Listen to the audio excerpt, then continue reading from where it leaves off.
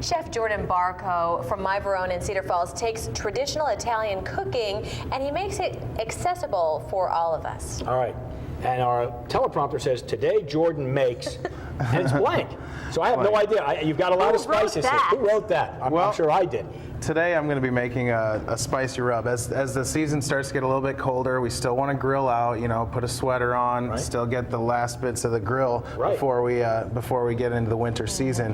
And so I like to do spicy things in the fall. And fall is my favorite season, and so I can really ramp it up, do salsas, do hot spicy rubs. So I'm going to do this spicy rub today, and I have 10 seasonings if we want to get the top shot going. I have salt, ground fennel, cayenne pepper, black pepper. I have ground mustard, granulated garlic. I have nutmeg. I have paprika. I have granulated onion and dillweed. And so you can really play around with any kind of spice rub you want to do at home. And these are all spices that you can buy at the grocery store. But you want to start off with a little bit of iodized salt. Okay. And the iodized salt is going to be better than kosher salt because it's going to get into the meat better. And then you just put a little bit of all your seasonings in, whatever you want to put in there. The ground fennel adds a little bit of sweetness to the spiciness. The ground mustard adds a savory. The black pepper adds a familiar flavor. I like dillweed because it kind of has just a little bit of green for it, and then just a pinch of nutmeg for the fall season, and just a pinch of cayenne for the heat. You don't want to go overboard on that. And then a decent amount of paprika because that's going to offer a lot of the flavor of that spicy rub.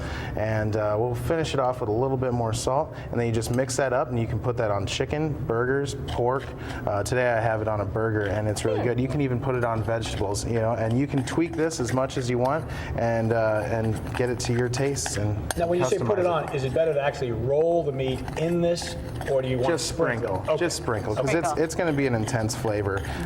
Some people will, they'll swear by Lowry's for the rest of their life, but for the rest of us, we can make our own spice rubs and custom fit it to what our tastes are. As a chef, you are enlightened, right? As to what rubs? Perhaps. Okay, all right. But you can play around and trust your instincts and taste it, and if you like it, then that's good enough for you.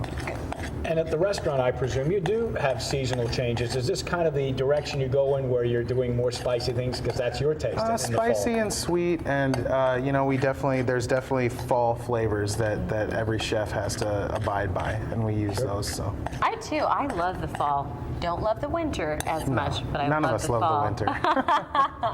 But somebody might say, Chef Jordan, this is great, but there's almost too much in here. Are you really able to taste each one of these individual flavors? They meld together very well.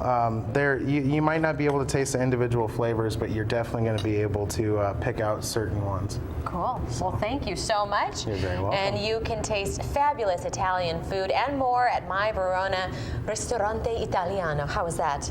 Very good. Main Street, Cedar Falls. Thank you, Jordan. We'll be right back.